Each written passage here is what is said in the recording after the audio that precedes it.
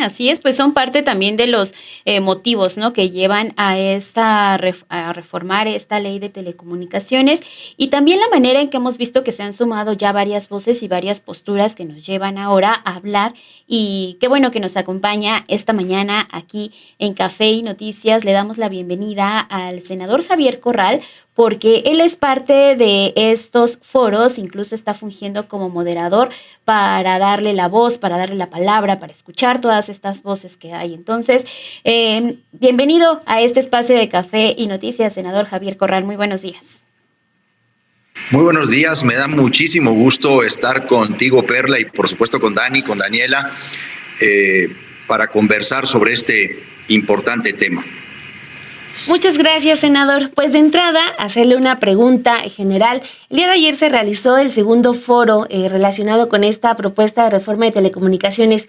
¿Cómo va el diálogo? ¿Cómo siente usted que se están ya vertiendo todas las opiniones sobre esta reforma que pues hasta hace algunos años se estaba planteando una propuesta de reforma, la que vino de Enrique Peña Nieto, se viene abajo y ahora viene este nuevo intento de reformar este sector de las telecomunicaciones? ¿Cómo ve el avance de los foros, senador? Bueno, en primer lugar yo quisiera destacar que ha sido un acierto el abrir este espacio de discusión en el Senado de la República, incluso promovido, alentado por la propia Presidenta de la República, que es la iniciadora de este proyecto de reforma en materia de telecomunicaciones y radiodifusión. Y digo que es un acierto porque el Senado ha podido escuchar puntos de vista diversos, ha sido un diálogo muy amplio, plural, en donde todos han podido manifestar lo que han querido, no siempre apegados a la verdad o no siempre apegados a lo que realmente dice la iniciativa. Obviamente algunos en un absoluto provecho de medro político para tratar de golpear al gobierno de la presidenta Claudia Sheinbaum, pero creo que el propio conversatorio ha ido decantando la realidad de contenidos de esta iniciativa, obviamente sí mostrando preocupaciones genuinas que se están atendiendo. Hoy mismo la presidenta de la República en su mañanera ya ha reaccionado con toda claridad a una de las principales preocupaciones, que es esta concentración de atribuciones en la Agencia de Transformación Digital y Telecomunicaciones. Hemos recibido en el primer conversatorio, Dani y Perla, a 25 ponentes. Obviamente, pues los representantes de las cámaras, los principales operadores de telecomunicaciones, de la radiodifusión, pero también organizaciones sociales. Ayer tuvimos a 16 ponentes para hablar sobre cobertura social y acceso al espectro radioeléctrico. Mañana hablaremos en el conversatorio sobre servicios digitales, y la próxima semana todavía llevaremos a cabo otros 2 que tienen que ver con derechos de las audiencias y los distintos usos de la concesión, particularmente los temas de uso social.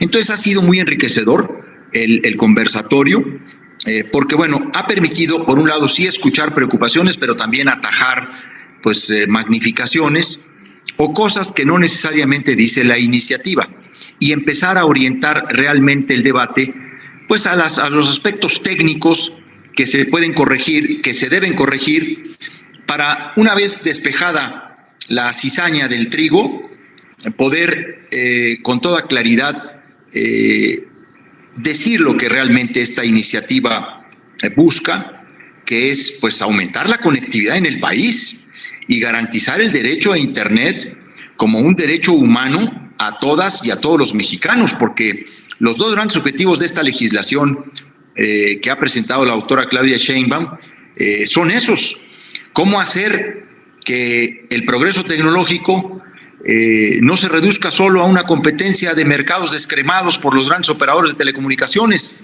sino que el Estado realmente asuma la responsabilidad de garantizar este derecho plasmado en la Constitución, que es además un derecho habilitador de otros muchos derechos, entre ellos, por supuesto, los derechos digitales. Entonces, van muy bien, Daniela, los conversatorios, y hemos tenido, pues ahora sí que un ambiente de mucha libertad, de mucha franqueza y de intercambio sobre todo. Senador, parte también de lo que usted menciona, pues hemos seguido aquí también estos foros. Es importante siempre darle a la audiencia lo que sucede en estas discusiones y en estos conversatorios.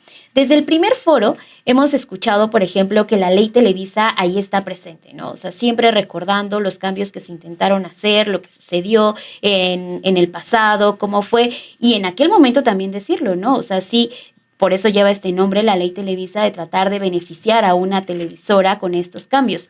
En esta ocasión, ¿quién se ve beneficiado con todos estos cambios que vamos a ver? Y estos temas, por ejemplo, que han surgido de si se va a dar una discrecionalidad para el espectro, que fue parte de lo que escuchábamos ayer, en la manera en que se vaya a dar estas concesiones, u otro tema, que es la ley censura, ¿no? También que ellos dicen que se va a censurar, que se va a coartar la libertad de expresión. Entonces, ¿cuáles son las diferencias que sí existen concretamente de estas leyes, de la ley Televisa y estos cambios que vemos ahora en la reforma, senador?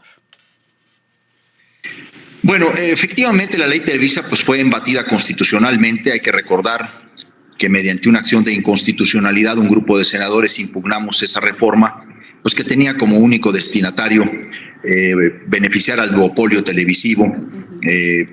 Yo la llamé un asalto en despoblado al patrimonio de la nación y, por supuesto, a las libertades de expresión y de información. Esa legislación se quedó prácticamente nulificada en sus principales porciones normativas. La Corte anuló prácticamente las acciones más abusivas de esa ley. Pero luego vino, hay que recordar, el Pacto por México, que en el 2013 produjo una reforma constitucional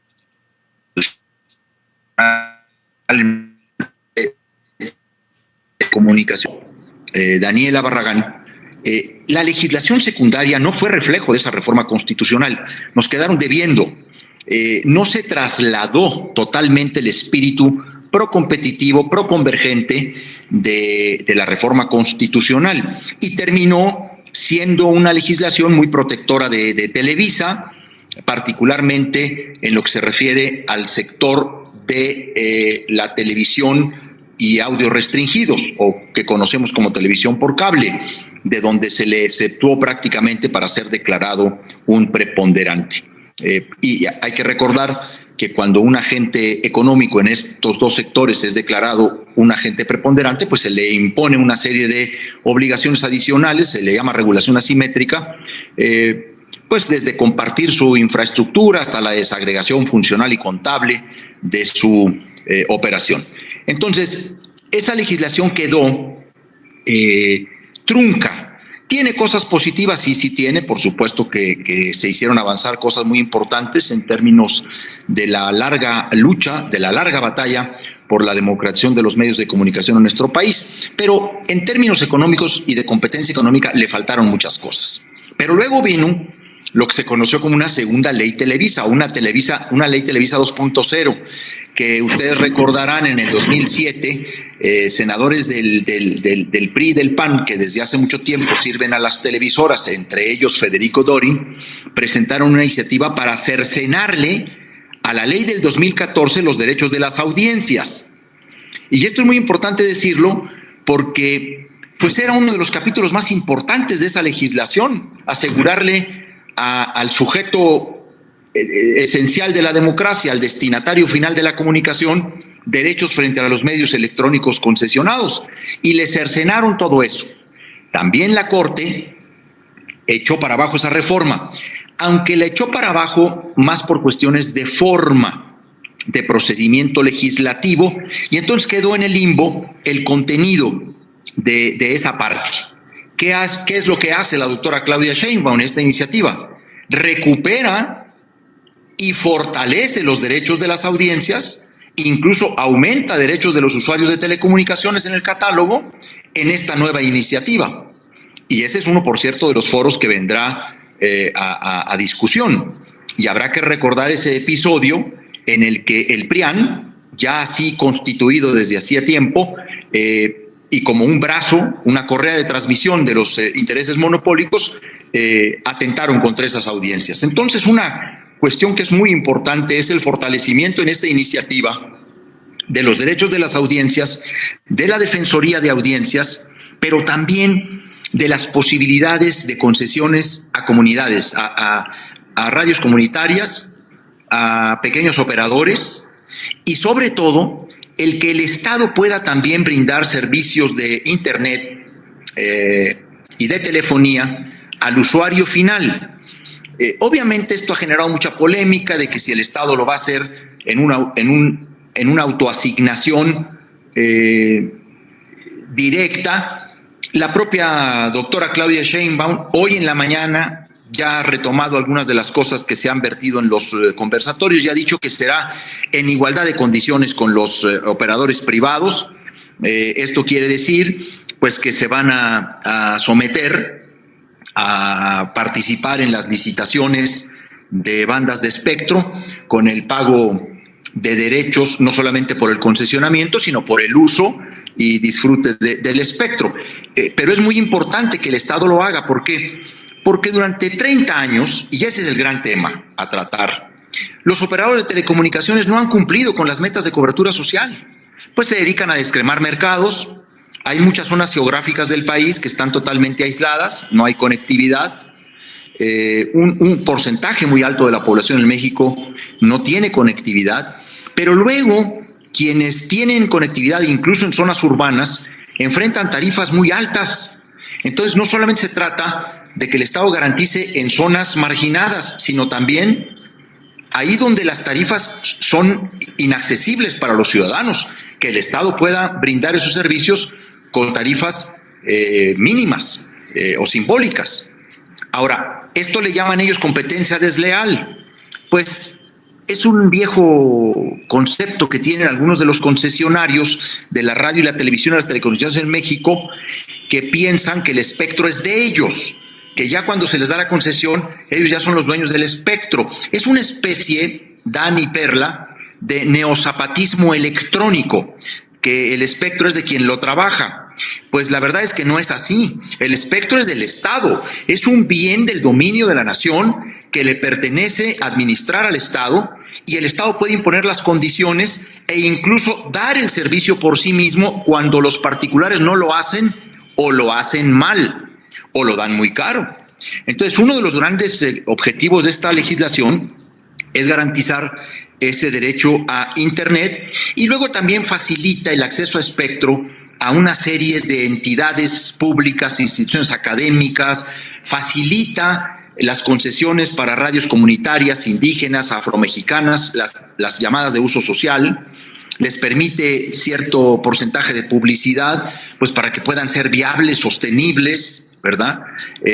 Y luego hay un tema que no sé si ustedes lo han registrado, pero se ha estado presentando en el conversatorio, en donde se han quejado del costo del espectro. Bueno, efectivamente en México el costo del espectro se ha ido elevando en temas de derechos, pero ahora por primera vez esta iniciativa les pone ahora sí que les hace un lance muy interesante. ¿Por qué? Porque propone descuentos en el pago de costo de espectro por compromisos de cobertura social. O sea, se les puede bajar el costo de acceso al espectro si se comprometen a brindar cobertura social, a invertir en infraestructura en esas áreas que en términos técnicos se llaman zonas grises, áreas grises, pues que son áreas marginadas, áreas muy alejadas y que además están a lo largo de todo el territorio nacional.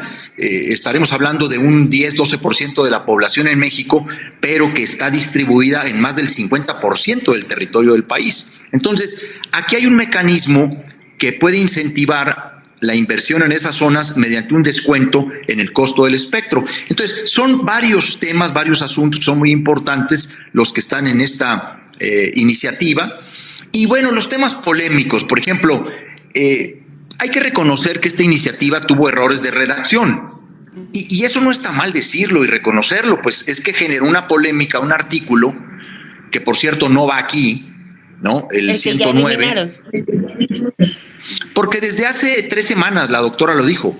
Dijo, eso lo corregimos o lo eliminamos. Y se ha optado por eliminarlo porque además ese artículo, yo quiero decirlo como es, era un complemento de una disposición que ya existe en la ley del IVA, para suspender temporalmente el acceso a servicios digitales a aquellas empresas que no cumplen obligaciones de carácter fiscal.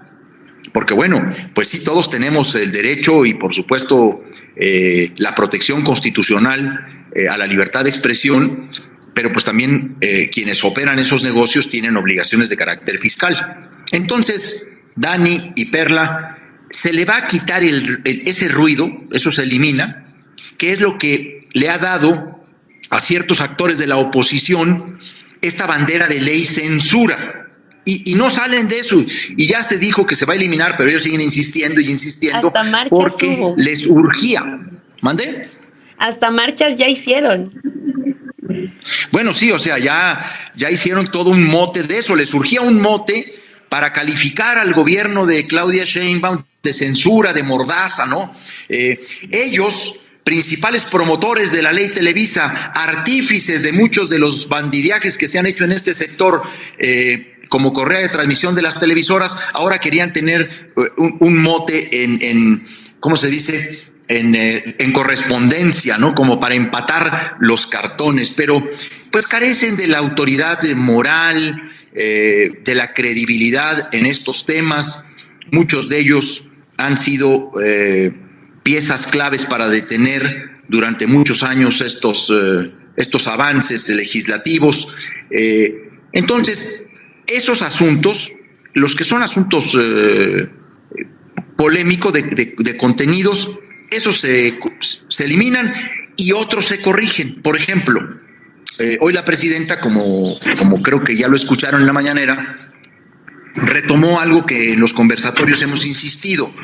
Efectivamente, debemos mantener la prohibición de que gobiernos extranjeros puedan patrocinar o pagar publicidad comercial de carácter político e ideológico en los sistemas de radio y televisión concesionados por el Estado, pero hay que hacerlo con una mejor redacción.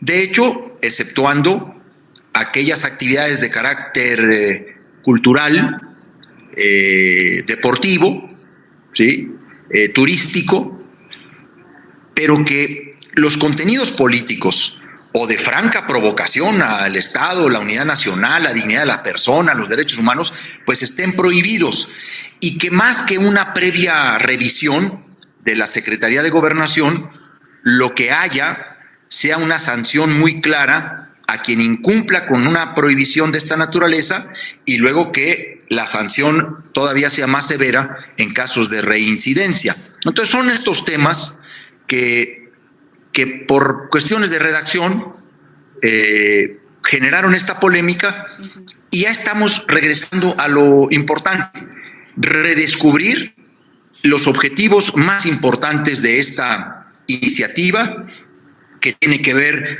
pues con temas de interconexión, de compartición de infraestructura, incluso que el Estado en concesiones de uso público pues no tenga que estar pagando derechos, sino que pueda usar el espectro para dar servicios gratuitos, o sea, cuando no tenga fines de lucro. Eso también es muy importante de esta iniciativa. Y así vamos a ir en los conversatorios descubriendo los objetivos, pero también desenmascarando a los embaucadores, a los magnificadores, a los que han distorsionado esta propuesta de ley.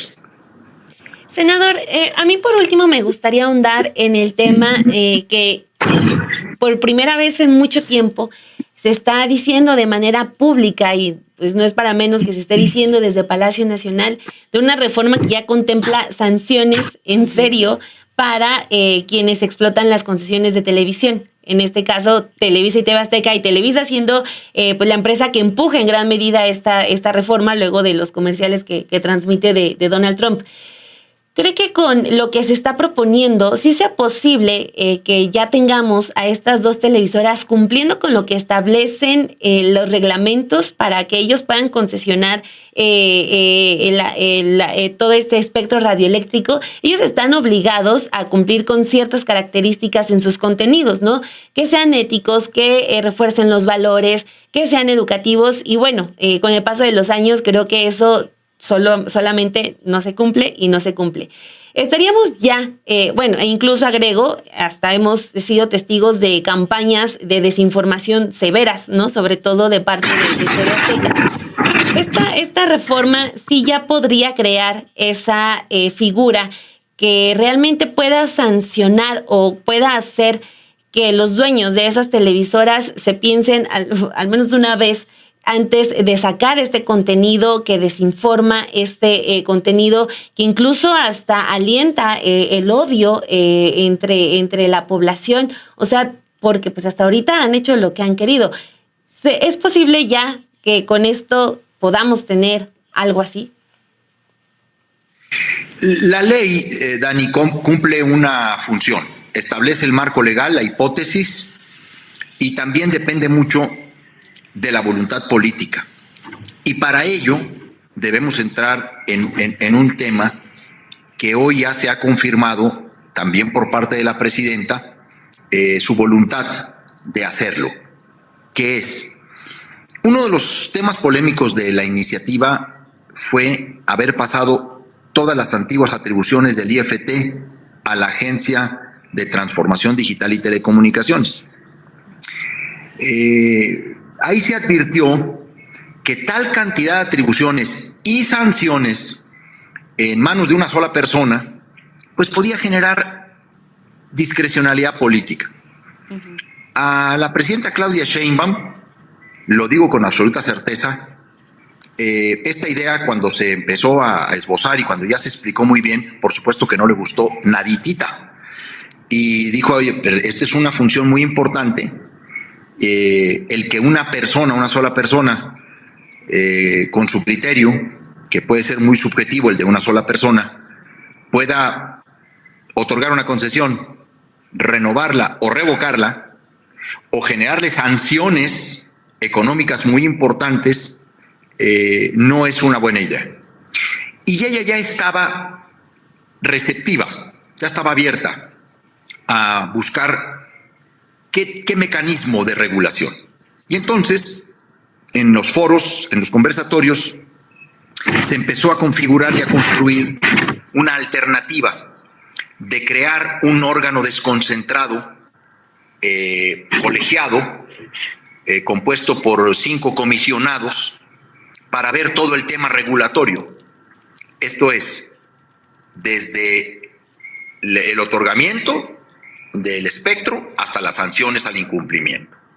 Y me parece que es un acierto haber escuchado ese planteamiento, porque ahí sí se puede generar toda una política de sanciones clara para hacer respetar la ley, porque hay que reconocer y como es.